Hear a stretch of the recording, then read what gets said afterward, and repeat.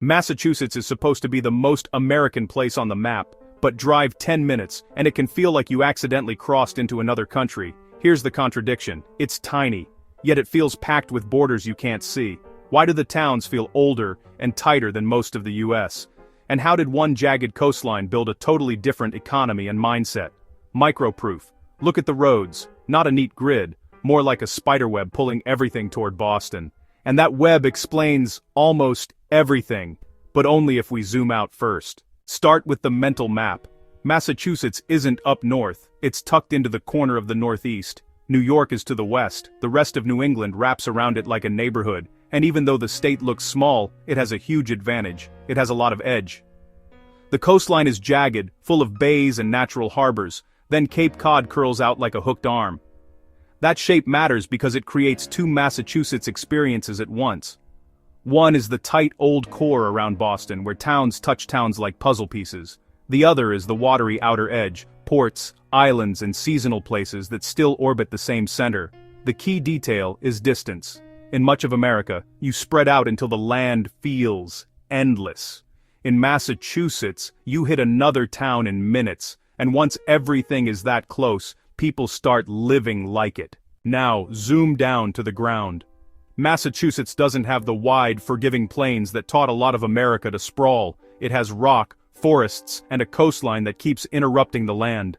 The coast is the first boss level. It's chopped into bays and inlets, which makes boats useful, and harbors valuable. That means early movement wasn't go west. It was go to the water, then follow the water. Inland, the land pushes back. The soil is uneven. The growing season is shorter, and there are stones everywhere, so instead of giant farm grids you get smaller plots and compact towns that share resources. And winter isn't just weather, it's a design rule. When it's cold for months, you don't build life around long distances and endless errands. You build closer, you build tighter, you build places where a town center actually matters. Payoff.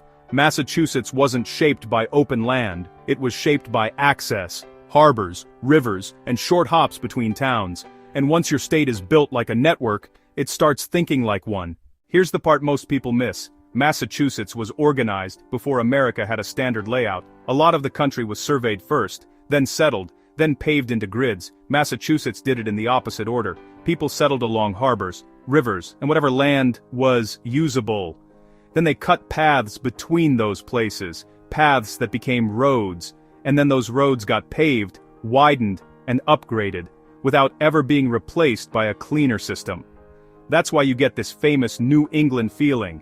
Streets that curve for no obvious reason, intersections that look like someone spilled spaghetti on the blueprint, and town centers that feel like they were designed for walking, because they were. The really important thing is what didn't happen. Massachusetts never got the blank canvas that later growing states had. Property lines, town borders, and old civic spaces stayed put, so modern life had to squeeze into a pre-modern skeleton.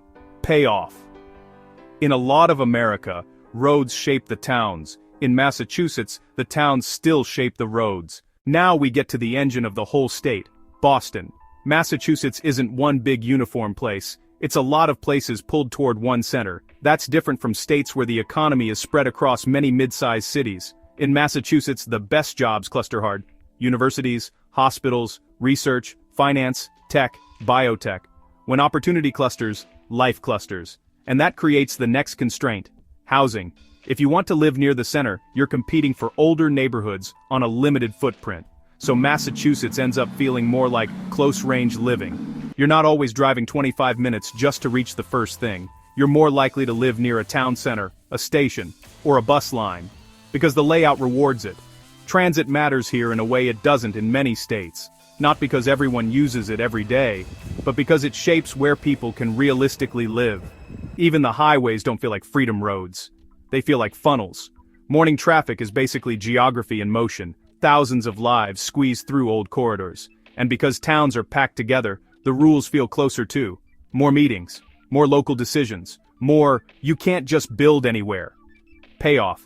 Massachusetts feels different because it isn't built around endless land. It's built around a dense hub, and 1,000 towns negotiating their distance from it. And that negotiation shows up in your daily life.